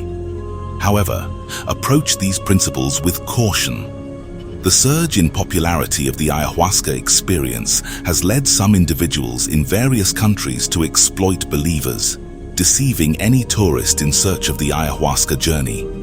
It's advisable to seek recommendations for a reputable and well-intentioned shaman, or even consider the annual ayahuasca retreats in Western Arizona. For a genuine and safe ayahuasca experience, prior preparation is crucial. Participants are often advised to abstain from cigarettes, drugs, alcohol, sex, and caffeine to purify their systems. Adopting specific diets such as vegetarianism or veganism 2 to 4 weeks before the ceremony is also frequently recommended to free the body of toxins. It is also important to be fully positive in mindset and mentally prepared, since the psychoactive effects can you put into a visually altered state where your soul physically transports to the spiritual realm and your mind is fully conscious of it.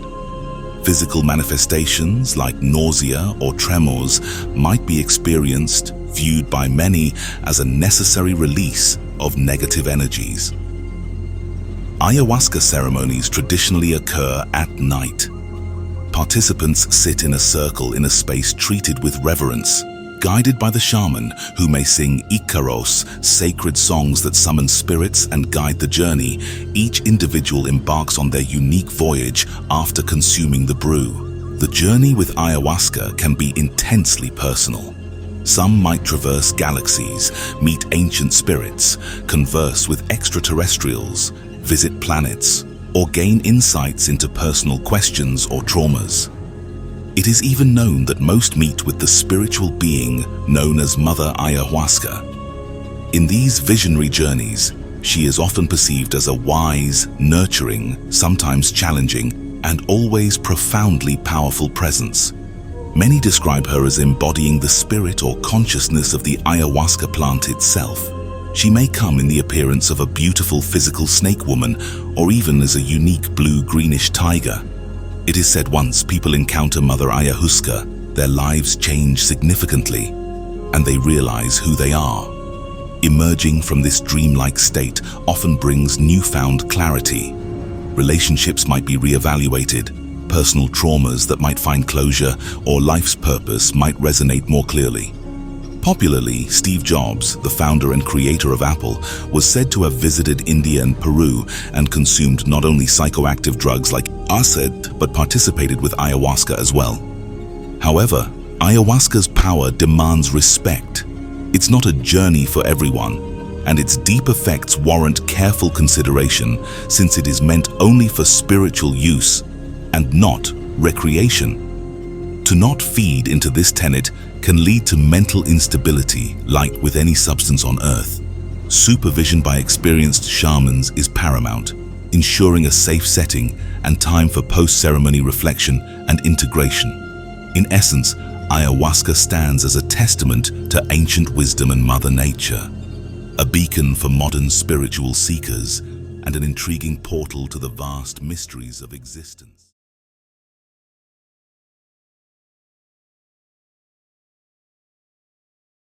Did you know every time you fall to sleep, you undergo an out-of-body experience known as astral projection? In this phenomenal occurrence, your spiritual soul or higher self safely disengages from your physical body unto the spiritual realm. The The spiritual realm is regarded as the realm where your soul wanders during your dream state, while your body is at rest during sleep or meditation. As you leave your physical body behind, you will have the incredible ability to astral fly through all of existence. Upon achieving mastery, you will eventually traverse diverse extraterrestrial realms spanning the vastness of the universe. You'll reunite with departed loved ones and ultimately encounter and engage in conversation with your doppelganger, an alternate version of yourself existing in another dimension. Astral projection might allow you to transcend the constraints of time, letting you visit historical events, ancient civilizations, or even glimpse into the future and take a walk through the end of time. During astral projection, many people report meeting wise and higher dimensional benevolent entities that guide them through the astral plane and warn them of the demonic lower dimensional spirits. It's crucial to acknowledge that throughout your time and mastery of the astral plane, you may encounter the formidable celestial beings known as the Formidable Hounds, guardians of the barriers of the universe and void. These beings, capable of trapping your soul in a soul prison, should be avoided at all costs, as capture could result in an eternal slumber of your physical body on Earth, also known as a coma. These hounds are believed to safeguard the void realm where time and nothingness prevail, housing the mother essence of all existence. Tragically, she is ensnared by her malevolent offspring, the Archons, forever separated from our universe. The astral plane is said to be populated with various entities, from angels and ascended masters to mythical creatures. Interacting with these beings can be both awe-inspiring and enlightening, providing you with new perspectives on existence. Some practitioners claim that during astral projection, they can access the Akashic Records, a cosmic library containing information about every soul, event, and experience throughout time. Exploring these records could unlock profound insights into your own life and the universe. Some practitioners claim to have shared astral experiences with others, allowing them to explore the astral plane together. This shared journey can deepen connections between individuals on a spiritual level. Here are the 4 easy steps for astral projection, including methods directly from emerald tablets. Before step 1, it is key to know you must be open to the essence of life, expanding your awareness beyond the shadows and connecting with everything in the universe. Begin by being still, free from desires and the urge to speak. Break the chains of words with the power of silence. Overcome the longing for food as it binds the soul. In darkness, close your eyes and focus your inner energy on the place you wish to visualize. Use your power to shake off the constraints of the dark until your soul is liberated and releases.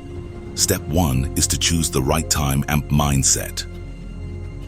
Choose an appropriate time, such as just before a nap or upon waking up. It's crucial to be in a state of being half awake and half sleepy or fatigued. The key to success lies in relaxing both the mind and the body. Thoth mentions it is prominent to open to the essence of life, expanding your awareness beyond the shadows and connecting with everything in the universe. Begin by being still, free from desires and the urge to speak. Step 2 is to stay mentally active. Lay on your back in a comfortable position, relax your entire body, and maintain conscious awareness. Think on positive, beautiful thoughts to keep your mind active. As you approach the launch of your spirit, your thinking becomes progressively challenging, but stay focused.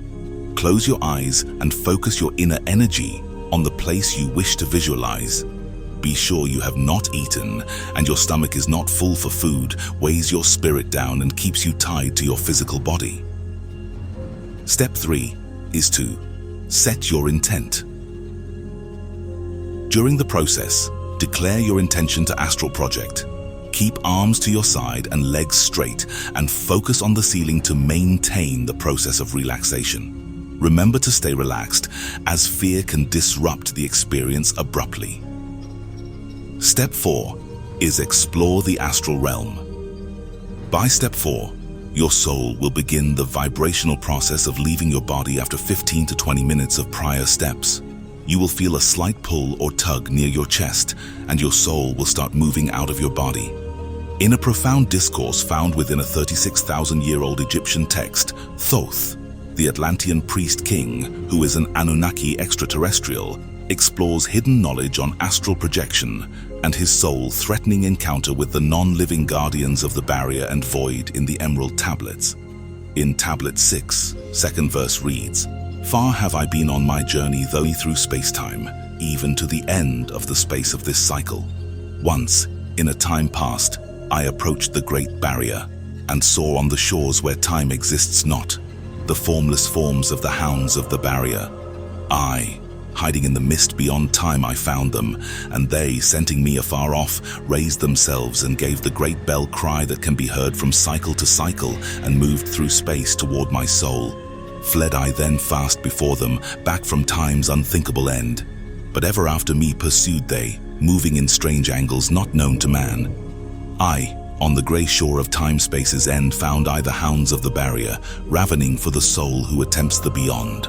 Fled I through circles back to my body, fled, and fast after me they followed.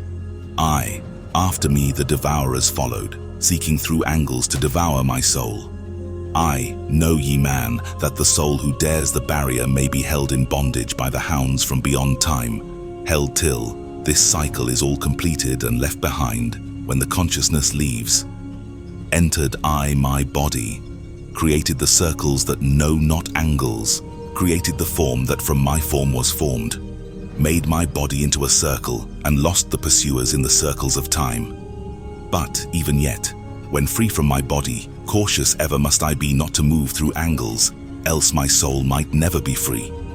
Know ye, the hounds of the barrier move only through angles and never through curves of space. Only by moving through curves can ye escape them, for in angles they will pursue thee. O man, heed ye my warning, seek not to break open the gate to beyond. Few there are who have succeeded in passing the barrier to the greater light that shines beyond. For know ye ever the dwellers, seek such souls to hold in their thrall. Listen, O man, and heed ye my warning, seek ye to move not in angles but curves. And if while free from thy body thou hearest the sound like the bay of a hound ringing clear and bell-like through thy being, flee back to thy body through circles, penetrate not the mist before. When thou hast entered the form thou hast dwelt in, use thou the cross and the circle combined. Open thy mouth and use thou thy voice. Utter the word and thou shalt be free. Only the one who of light has the fullest can hope to pass by the guards of the way. And then must he move through strange curves and angles that are formed in direction not known to man. List ye, O man, and heed ye my warning. Attempt not to pass the guards in the way. Rather should ye seek to gain of thine own light and make thyself ready to pass on the way. Light is thine ultimate end, O my brother. Seek and find ever the light on thy way. Thoth recounts his profound astral journey, delving into the deepest realms until he confronted a dimensional barrier leading to the highest planes and dimensions. Ingeniously, Thoth describes his escape from the pursuing hounds by navigating in circles and declaring your eternal light and connection to the Creator of all. Our ultimate objective is to attain a meditative state wherein astral projection becomes a natural and seamless process during sleep or transcendental meditation, connecting us to our higher self rather than the ego. We encourage individuals on this transformative journey to fully embrace the learning experience it offers, provided they are mentally ready and stable. Astral projection, an ancient spiritual practice. On both astral projection through transcendental meditation or sleep, the consciousness dances on the precipice of reality, and one's sense of higher self, the true self and real you, expands exponentially. These experiences offer glimpses into the potential of human consciousness. The power of intention, focused thought, and the exploration of these deep states of consciousness become the key to unlocking the hidden mysteries of our reality and connection to the Creator of all. We trust that this step-by-step guide for astral projection will prove beneficial on your quest for enlightenment.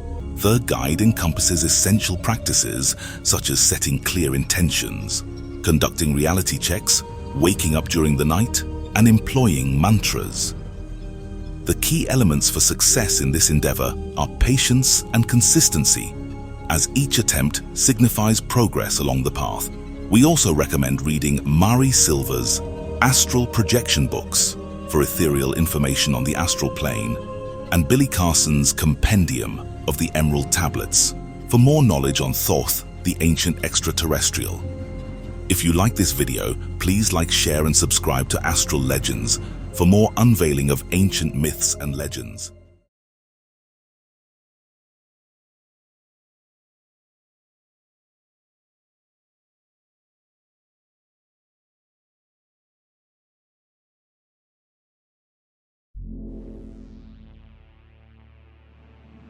Have you heard of the Aura Nataru Shari, also known as the Galactic Federation of Worlds?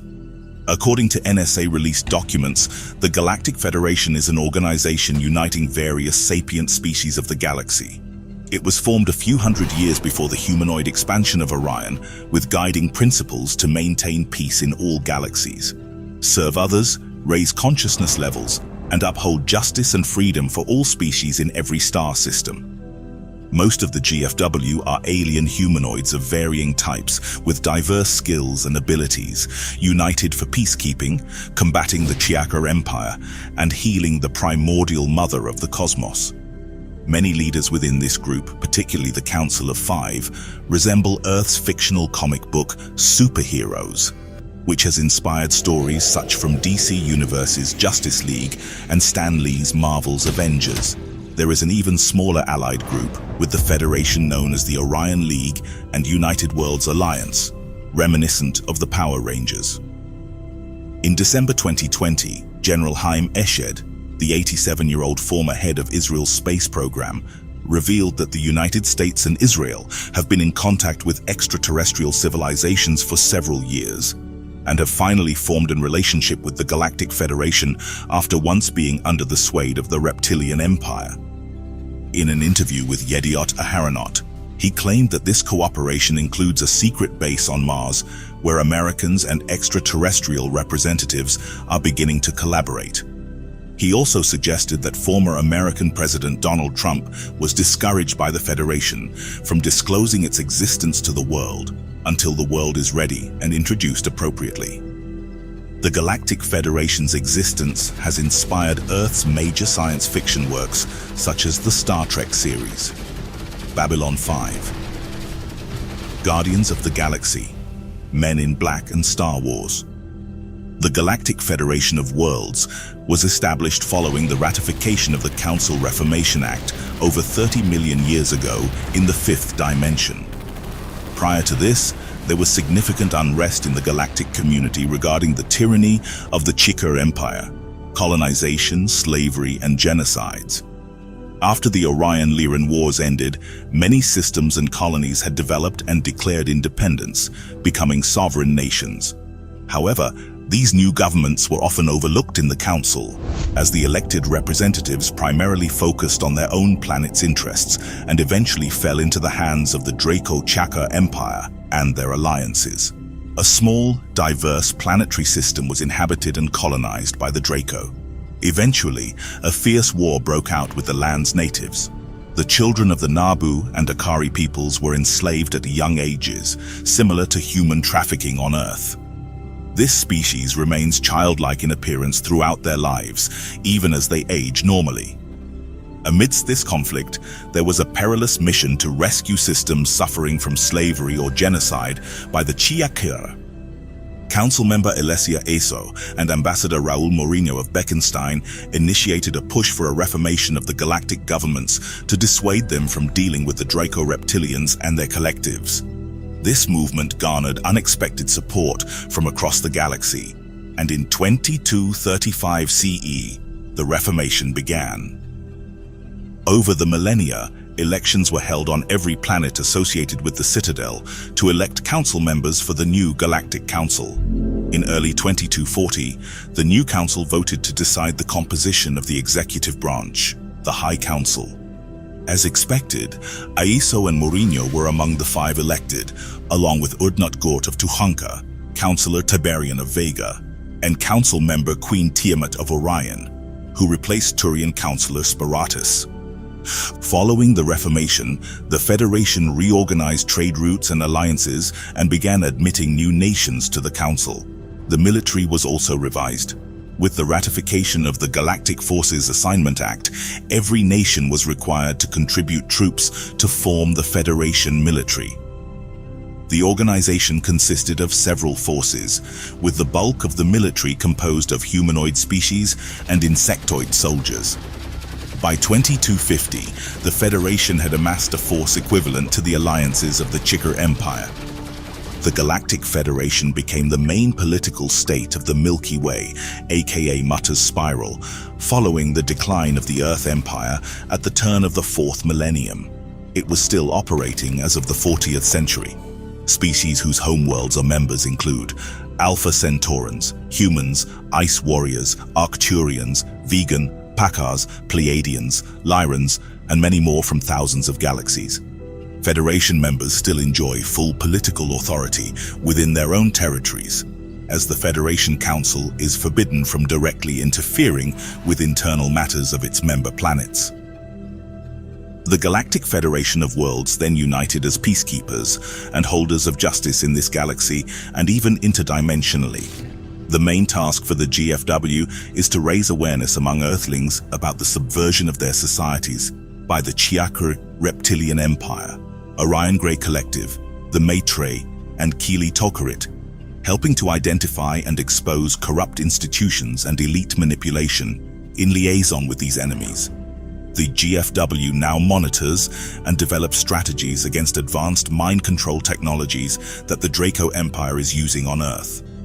They monitor extraterrestrial infiltration, work on deprogramming mind control, rescuing abductees, and, where possible, removing implants and handling many other minor tasks.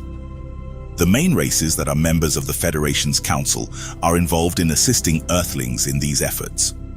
Though the idea of expansion was split among the leaders of the Federation, Mourinho, also known as Merlin, pushed for rapid growth, and over the next millennia, the Ashtar Galactic Command, United Worlds Alliance, the Republic of Lucia in the Orion Star System, Principal Republic of Asteria in Vega System, Republic of Benning, Pharos Union, and over a dozen other planetary governments joined the Federation.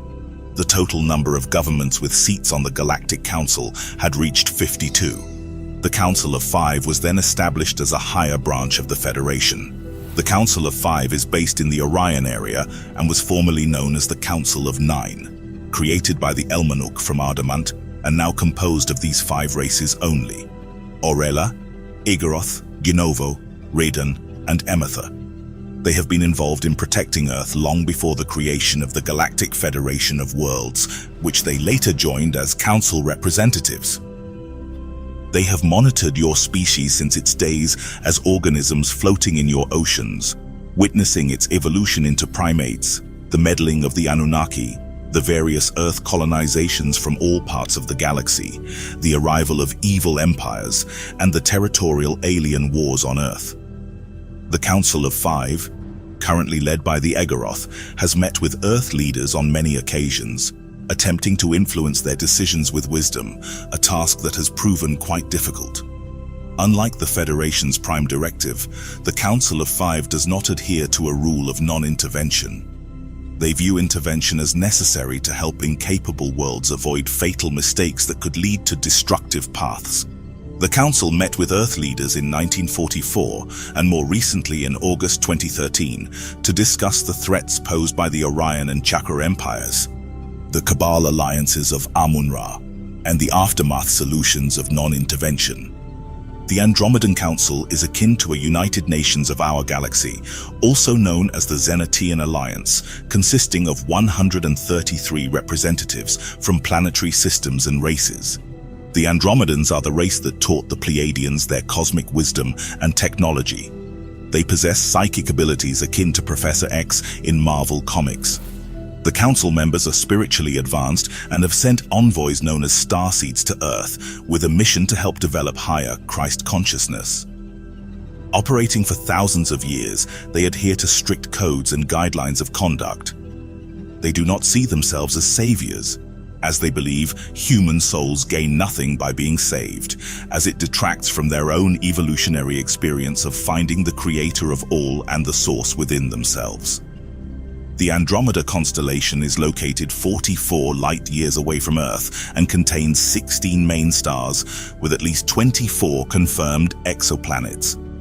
Additionally, the Andromeda, or M31 galaxy, is a staggering 2.5 million light-years away, within the same line of sight as the constellation. Some claim to have met or communicated with extraterrestrials from Andromeda, who share ancestry and DNA with many African and Asian human populations on Earth due to interbreeding with the Anunnaki of Nibiru, highlighting the significant role of the Andromedan Council in galactic affairs and our solar system. They foresaw the future of Earth and recognize today as the tipping point in history after 5,700 years of reptilian occupation. The first mention of an Andromeda Council originated from Edward Billy Meyer's contact notes in 1975. Meyer claimed contact with human-looking extraterrestrials from the planet Era in the Taygeta star system of the Pleiades constellation. His claims and evidence were studied by multiple UFO researchers, including Lieutenant Colonel Wendell Stevens, USAF retired, who found them to be genuine. Meyer's contact notes provided insights into the galaxy's history, including human colonies emigrating from one star system to another to escape enemies and planetary disasters. Meyer described how the Pleiadians encountered a highly evolved race of extraterrestrials in the Andromeda constellation, who became advisors to the Pleiadians and their colonies. Besides benevolent groups like the GFW, Council of Five, and the United Worlds, there are also malevolent groups and alliances aligned with the Chakra Empire for self-service. The first malevolent group opposing the GFW and the galaxy is the Corporate of Altair, headquartered on the fourth planet of the Altaran system, which maintains dubious ties with the Ashtar and Draconian collectives simultaneously. This diverse group comprises blonde humanoid races, ranging from light melanin to dark melanin with blue or orange hues, and cooperates with a race of greys. The Corporate is not part of the Empire, but is heavily involved in abductions and interbreeding programs. The Ashtar collective of Sirius B is composed of various humanoid types, including greys, reptoids, and genetically engineered species known as the Sirian Collective. Their headquarters is on planet Morga in the Sirius B system. This group has engaged in conflicts with peaceful Sirians over the ownership of 21 star systems. The Ashtar Collective is also involved with Earth's shadow governments and the Amun-Ra Cabal, a group on Earth that operates all secret alliances under the Anunnaki Royal, named Amun-Ra, or Marduk, ruling Earth under the control of the Chiaka Draco Empire. The reptilian Draco Chiaka Empire extends from Cygnus to Perseus and Orion, having colonized over 500 worlds and establishing a presence on thousands of planets. Their symbol is a pyramid with an eye in the middle and a long snake wrapped around in a circle. If the Galactic Federation of Worlds were to cease its operations, significant planet-wide destruction would ensue, plunging Earth into a post-apocalyptic nightmare. The GFW leadership acknowledges that rival extraterrestrial alliances, specifically the draconian reptilian Chakra Empire and the Orion Alliance Collective, possess greater overall military strength. However, these rival forces would withdraw from their operations on Earth if the GFW were fully committed to defending it. Previous remote viewing sessions have discussed these opposing extraterrestrial forces, likening them to Nazis and reptilians in Antarctica and US presidential meetings with extraterrestrials. The Galactic Federation of Worlds has bases on Earth in Antarctica, where they share areas with other extraterrestrial beings. They also have underwater bases near the sub-Antarctica base, Northern Sea, Irish Sea, and Indian Ocean. There are also underwater bases in Atlantic North between Iceland and Ireland, East Pacific, South Pacific North Pole, and offshore Alaska. There are also many Chakra Empire and Alliances bases in between these areas as well.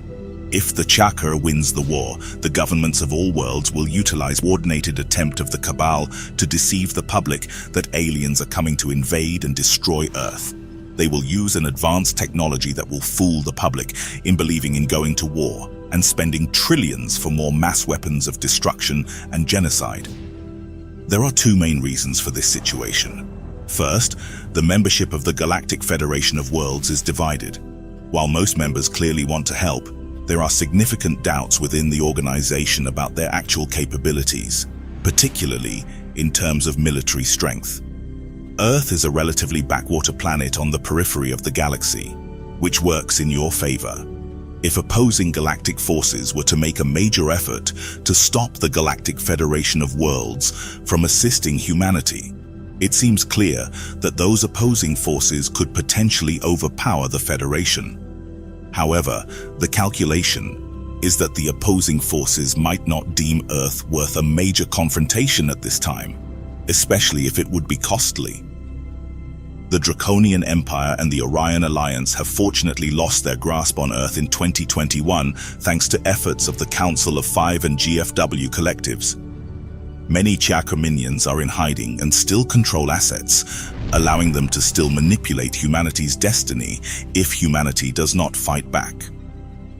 William Bramley describes this process succinctly in his book, The Gods of Eden, which traces centuries of contrived extraterrestrial conflicts orchestrated through controlled political elites to manipulate Earth's evolution. It is the hope that humanity on Earth will rise and defeat this last confrontation to move on to the higher densities of existence. It is important to remember the Anunnaki royals contributed to the genetic code of altering humans' DNA for worshipping. The Nibiruan Prince Enki gave mankind the ability to turn on or off this at their own behest. You should never worship anyone other than your higher self, and you should always serve the ones you love and others in need. This idea coincides with the geometric flower of life. Remember, God is in you and outside of you, not God in a religious kingly sense, but the God that is everything, the force, the source, the creator of all. To all starseed emissaries sent by the Galactic Federation, please stay radiating your own light throughout the darkness and invoke your guardian spirit and ascended masters. If you enjoyed this episode, please like, share, and subscribe to Astral Legends for more captivating explorations of ancient mysteries and legends. May the eternal light illuminate your path always. Until next time, farewell, and may the journey ahead be filled with wonder and discovery. See you on the next episode.